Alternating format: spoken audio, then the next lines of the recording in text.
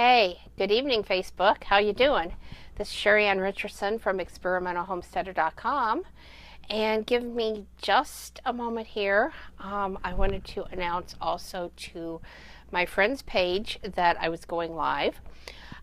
Tonight's topic is going to be starting seeds indoors. And we're going to be talking about doing it without grow lights. I have done it both ways, so I definitely have experienced both ways. And there are a lot of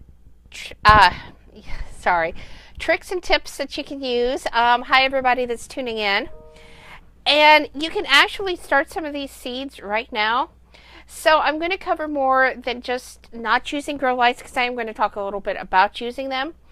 But I'm also going to talk about 10 easy seeds that you can get started with. Some of these indoors, some outdoors, because I do a little bit of winter seed sowing. So I want to start off by giving you 10 easy seeds to start for those of you that have not gardened before or started from seed. Those 10 seeds are tomatoes, peppers, lettuce, cabbage, basil, marigold, calendula, snapdragon, celosa, and dianthus. Okay, now you can start those indoors and you can set them outside during the daytime. That's our big trick for not using grow lights. You go ahead and start them indoors. You start them in soil. So use your normal germination information that you would use. And then in the daytime when it's above 50 degrees, so you want to wait to do this until your outdoor temperature is above 50 degrees in the daytime, you set these flats outside. And what happens is these seeds actually become accustomed to the outdoor temperature during the day, the indoor temperature during the night. And the reason you bring them in during the night is so that they have the warmth that they need so that the seeds do germinate. But this prevents you from having to go through the hardening off process. So if you guys have any questions, feel free to leave them in the comments because I am watching. So the reason you want to do this if you don't have grow lights, because I know it's a lot of hassle to bring them in and out every day, but the reason you want to do this is so that your plants don't get leggy. Are leggy plants going to die? No, they're certainly not. They're just not going to be as compact and as stocky and as nice as what they would otherwise be. So let's take tomatoes for example.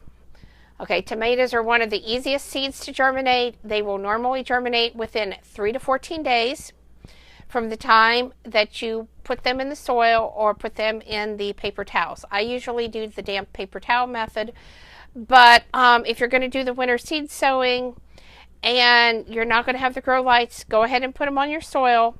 Put a little sprinkling of vermiculite or seed starting soil on top.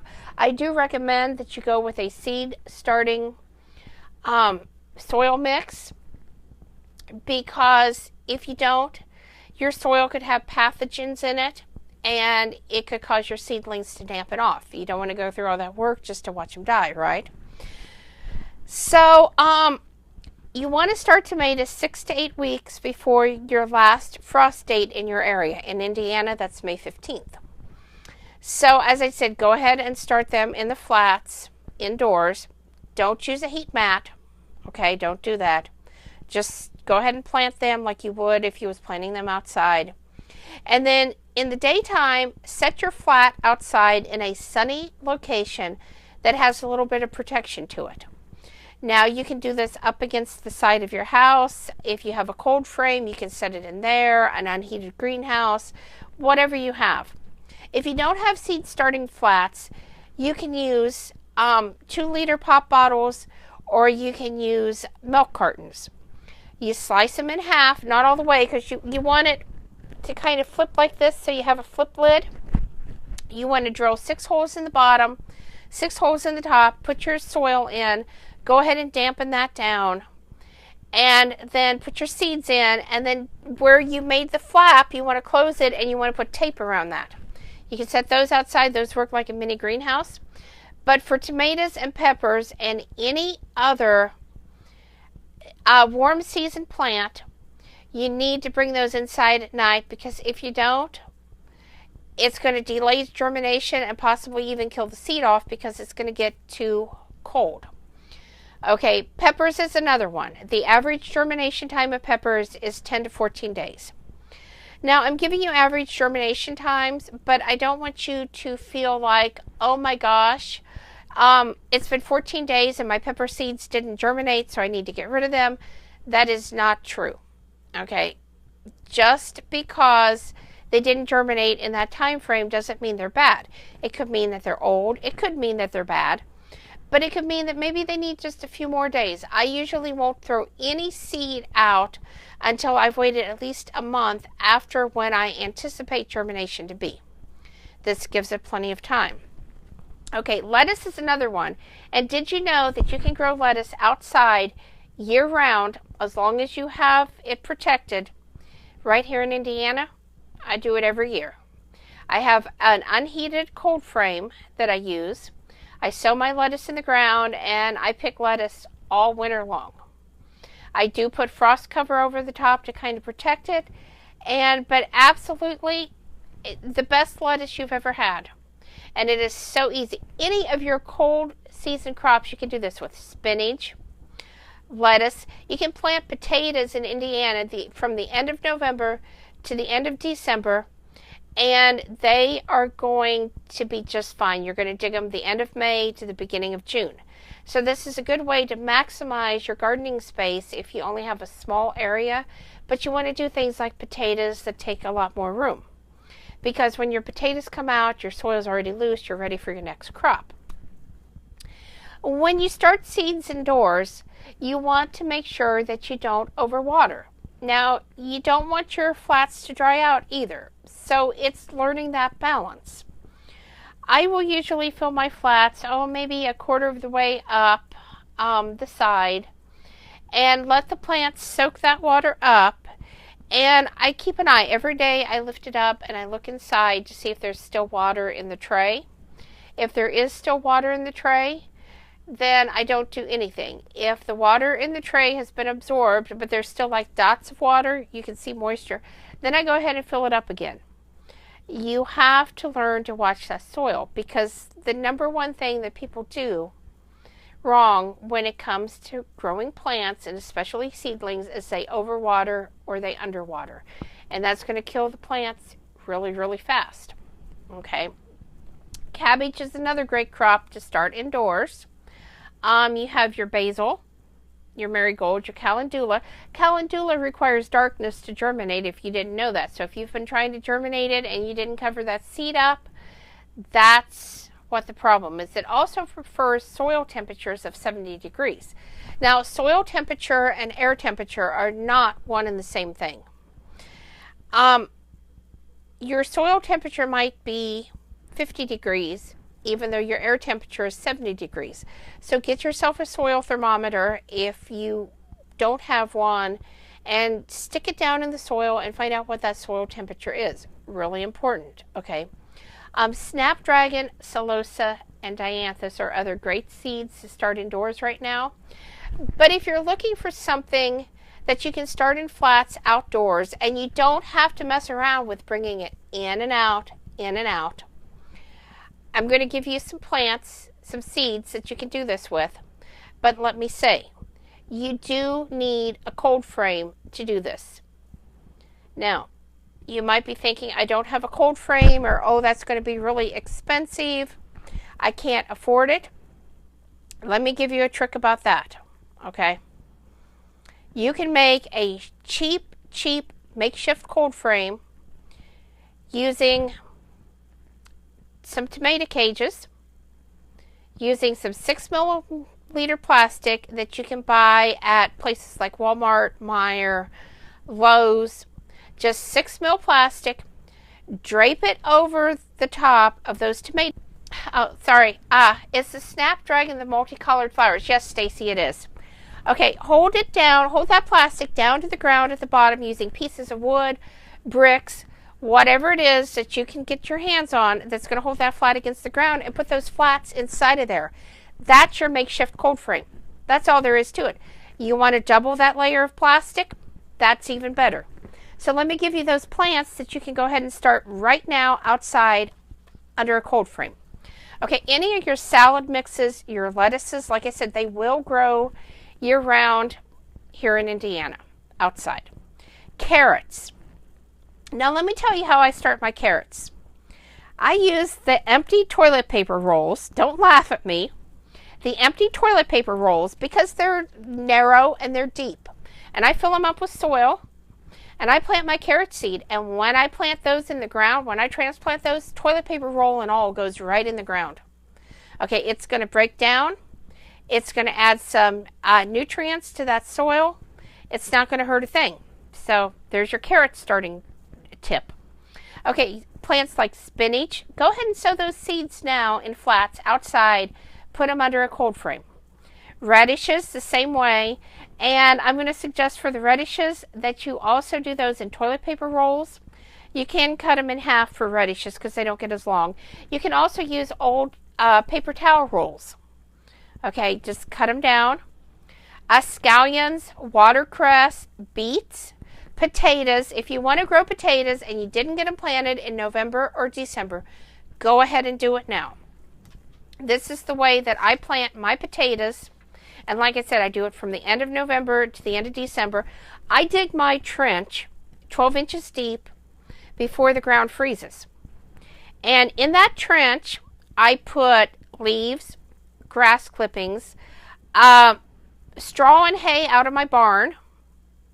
I put maybe 2 inches in the bottom. I sprout my potatoes in my house. So you want to get those little eyes. You don't want them to start turning green or anything. You just want those little eyes to start poking up so you see they're there. And then I take them outside and I lay them on top of this nice bed of leaves and grass and whatever's in there. I cover them with the same stuff, the leaves, the grass, the straw and hay that comes out of my barn. Now, if you've got fresh manure, you don't want that on there, okay? But I can usually find areas in my barn that has the composted stuff that's just not all the way broke down yet. And that's what I use. Then I put a teeny tiny sprinkling of soil on top, just enough that I can't see what's underneath it. You don't want this thick. Just think of it like the salt on top, okay? And I leave them. I go away and I leave them. In the spring, I start keeping an eye, and when I start seeing the little green leaves come up, I start piling more soil back into that hole. Another thing that I learned with potatoes, when they flower that first time, cut those flowers off. They're not ready to be dug. They're not ready to finish. If you cut those flowers off, you're going to get more potatoes out of that sowing than what you would if you just harvest them from the first flowering. Okay. So you can also do turnips, peas, and leeks. Now, I'm going to tell you a true story here. I go out on January 1st and I plant some of these seeds in the ground, including the peas. Yes, you can grow taters in tires, Stacy, but think about the chemicals that are in those tires.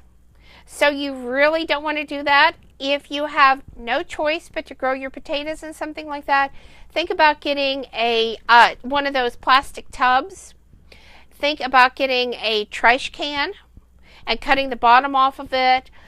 Some of those compost bins that you can get for free around here that have the big holes in them. Or, better yet, bales of straw.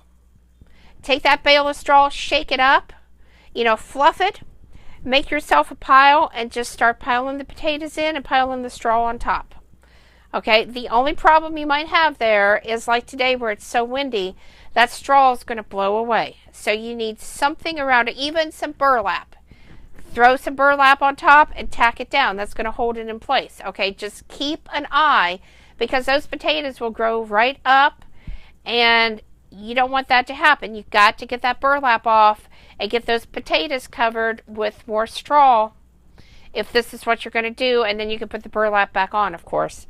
But a lot of people do use tires. Like I said, I wouldn't because of the chemicals. But trash cans, those compost bins, there's many, many things that you can use that won't have the amount of chemicals that tires do. Anyway, January 1st, I go out and I'm planting carrots. I'm planting peas. All this stuff in the open garden.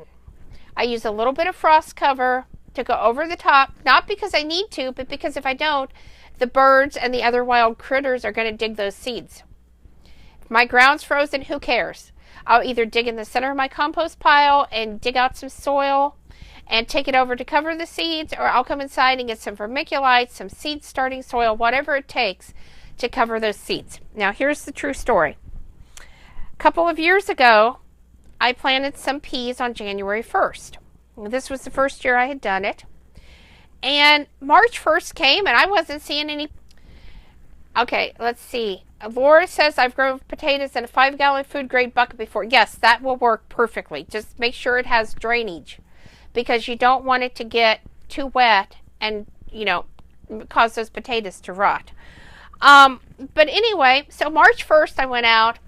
I thought my peas had died. I was like, oh my gosh, this was a total fail. And just felt like an idiot. Planted some more pea seed. And then those other peas came up. Okay, at the same time that those pea seeds that I had planted in January came up. Now here was the difference, and please don't ask me why, because I don't have the scientific background on this. But the seeds that I planted in January were shorter, they were stockier, they actually produced better and was a much nicer plant than the seeds that I planted in March. They were the same seeds, came out of the same bag, no difference in the seeds. The difference was one had been accustomed to the cold and grew, and one had been put out during warmer weather. So yes, you can go out now. Stacy says I would like to try, but I don't have a green thumb. You don't need a green thumb, Stacy. You can ask me all the questions you want. It is so easy, so easy. Like right now. Okay. If you guys want to start some lettuce, and I know some places have seeds out already, go get some lettuce. Just any kind. I use a leaf lettuce. I don't use the head lettuce, just the leaf lettuce. Find you a place in your yard that you can grow it, or put it in a container, whatever it is you need to do. Get your soil ready. Sprinkle the lettuce seed directly on top of the soil. Gently pat it down. Don't put anything on top of this except some water. No soil on top, nothing. Just the lettuce seed, and pat it against the soil. Make yourself a cold frame. Like I said, you can use a couple tomato cages and some plastic if you want. Make sure that soil does not dry out. With a cold frame, you need to check it every day. If it's really warm under there, you need to give it a little vent, but you've got to get it closed up before it gets night out. This is what I normally do. I go out, say about 1 o'clock in the afternoon, and this is all winter long, and I will quickly take a peek under my cold frame, or I'll quickly unzip just enough to step inside if it's a house that I'm going into, and I will take a look, and then I will quickly come back out. I have grown tomatoes and harvested them on January 1st right here in my Marion, Indiana garden. I don't ask. I transplanted the plant into my greenhouse. It lived, it produced. Now it did die, but I actually got it through till January 1st. And I think there's pictures of me on Facebook where I was coming out of the greenhouse and I was like, I got a tomato! It's January 1st and I got a tomato! Unfortunately the plant didn't make it, and I didn't save seed, so I didn't get to test to see if there was something special about that tomato plant that possibly made it a little more cold hardy. And I am watching in the comments for questions if you guys have any. But don't be afraid. Don't be afraid to try this, because if you don't try it, you're never going to learn. And seriously, the one thing that I have found that most people do wrong, they overwater, they underwater. Plants need 1 inch of water a week. Now, that does not mean measure out an inch of water and go give it to it all at the same time. You can certainly do that with larger plants. But I keep an eye on the soil. I stick my finger in it a little bit.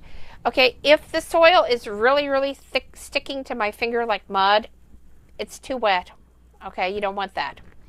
If it doesn't stick to my finger at all, it's too dry. You don't want that. You want to see a little bit of soil residue on your finger, just a touch. You want to know that you put your hand in something and, it's a little bit black. Okay. And that's about a good wetness for soil. You don't want to use a container that doesn't have drainage holes. I cannot stress this enough. Your containers need drainage holes. That's all there is to it. That water, if you don't have drainage holes, that water in the bottom of that container is going to build up and you're not going to be able to see it. You're not going to know it's there, and you're going to keep watering and watering and watering, and your seedlings and your plants, the roots are going to die because they're going to get too much water. Okay, I know some of you might be thinking, well, but hydroponics, the plant's roots grow in water. Yes, they do. But let me tell you, you have one of two systems that I have experience with anyway, with hydroponics and aquaponics. You either have the flood, drain, where the container completely fills with water and then it completely empties out. Okay, this allows the oxygen and stuff to get to the roots, and the roots are not constantly sitting in water. The other system that I have uses a mister, and the water is in the container, yes, but it has a, what do I want to call it? It has a motor that sucks that water up and it just sprays it out, constantly misting the roots. So again, the roots are not sitting in the water. Okay, this is where we get into a lot of problems, because yes, the plant roots need water, but they also need oxygen. So it's learning to balance that. So do you guys have any questions? Okay, while I watch the comment section, I'm going to go over paper towel seed starting. It is my hands down favorite method of starting seeds. If you're a little unsure, maybe you don't have a lot of room to put all those flats, but you want to grow something anyway. Take a paper towel, fold it up. You can cut it in half if you need to, but what you want is 2 layers on one side, 2 layers on the other side, like this. You're going to put your seeds right here. You're going to fold it over like this, make a sandwich with the seeds in the center, and you're going to slide that into a paper baggie, a plastic baggie, sorry, not paper, plastic baggie. I'm looking around to see if I have one here. I do not. You can get small plastic baggies about this size or a little bigger at places like Hobby Lobby. Walmart has them in the jewelry section. Seal that up. Put that in one of those plastic shoe boxes that cost like $1. Check it every day. When you see that seedling germinate, you want to take some tweezers. Do not touch the root. Touch the seed part. Very gently lift that up off of the paper towel and plant it. And very gently sprinkle some soil around. You want the soil to be damp, otherwise it's going to suck all the moisture out of the seed's roots. And that is a great way, because then you're only planting seeds that have actually germinated. The other thing I want to say about this is forget about that date on the seed packet. Seeds are good for a lot longer than the date. Using the paper towel germination method, you can check the viability rate of your seeds. But that's a whole nother topic. But seeds are good for many, many years. Okay, they have germinated seeds that have been thousands of years old. Now, not every seed will do that. Seeds do die. I have been known to keep all my seeds in a shoebox in my refrigerator. You can do this with tropical seeds too. It's not going to kill them. What you have to be careful about is the freezer. If you have perennial seeds, you can pop those babies in the freezer, and that's going to stratify them and get them all ready for you to plant because they're already going to have their cold treatment.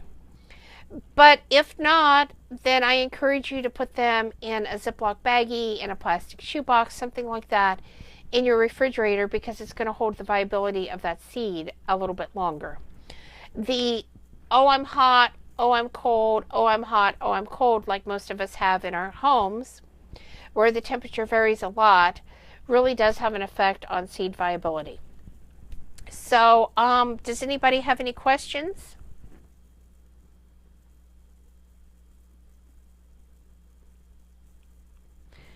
Okay, well, like I said, if you don't have grow lights, go ahead and start your seeds inside at night, outside in the day.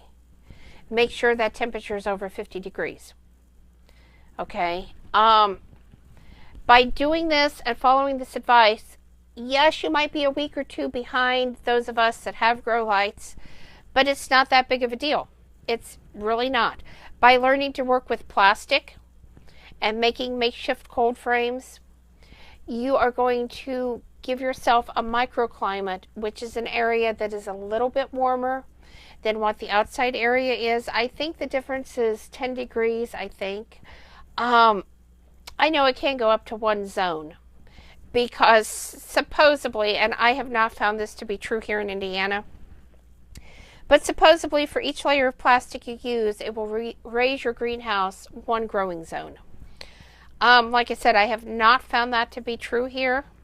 I think we get too cold at night, and I just don't think at least the greenhouses I've had, I just don't think they hold the heat the way that they should. And I've tried everything. I've tried water to try to hold the heat in. I've tried bricks on the floor. I mean, I've tried it all. I've tried insulating the bottom of my greenhouse.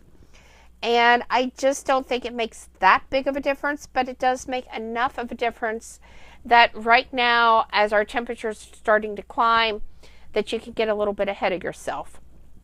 Normally, I would have 8-week-old tomatoes by the middle of March that I could plant in my garden, and the only thing I'm doing different than any of you is I would be using my tomato cages. I would be layering a layer of frost cover over, a layer of plastic, making sure it didn't touch any of my tomato foliage, making sure it was sealed well at ground level so my heat inside did not escape, venting it on really warm days so it didn't cook my plants inside, and that's it. That is the only thing. For those of you that want to know more, I do have 2 books, The Complete Idiot's Guide to Year-Round Gardening. Delilah lives in Pennsylvania. I, of course, live in Indiana. So all of the information in this book is relevant to colder zones and will work. You can seriously grow all kinds of vegetables year-round. I've done it. The other book that I'm going to tell you about is The Complete Idiot's Guide to Seed Saving and Starting. This covers both seed saving and starting. All kinds of cool little tips. It has a chart in the back with germination tips, everything that you might need to know or want to know, and it also tells you how to save those seeds from your plants. That is really important because every plant does not produce seeds in the year that it's planted. There are a lot that you have to let that plant overwinter in the ground and let it come up the next year and watch it, and that's when it's going to produce seeds. And one more tip for those of you that do save seeds. If you have a problem with the seeds falling off the plant before you catch them, use pantyhose. Cut the footing off a pantyhose. Use some twine. Don't pinch the plant stem, whatever you do. But use some twine, some yarn, whatever you have. Tie it around the bottom. You want it tight enough that the seeds are not going to fall through, but loose enough that it's not causing any kind of constriction on that stem. And if those seeds fall off and you don't catch it, they're going to be caught in there. But the other trick is you got to watch those seeds if you have rain coming, because rain will absolutely ruin those seeds right on the plant. If you know rain's coming, you're saving seeds, there's nothing you can do. Take some plastic, cover that pantyhose with that little piece of plastic. Put an umbrella in your garden. Yes, I have done this. I am guilty. um, shoved the umbrella right in the ground and protected that plant because I wanted those seeds. But there are all kinds of little tricks and tips and things that you can do. Milk cartons are great to keep. 2-liter bottles, they work as a mini greenhouse. So, keep them. If you don't have access to them, ask people. Because I'm asking people all the time, can I have your 2-liter bottles? Can I have your milk jugs? I need those to start my plants in. They're happy to get rid of them because they don't have to deal with recycling them. They can just give them to me and be done. So anyway, if nobody else has any questions, I want to thank all you guys for tuning in tonight. Get out there, get some seeds started, because it is time. We have a beautiful day here in Indiana today, and you don't want to get too far behind.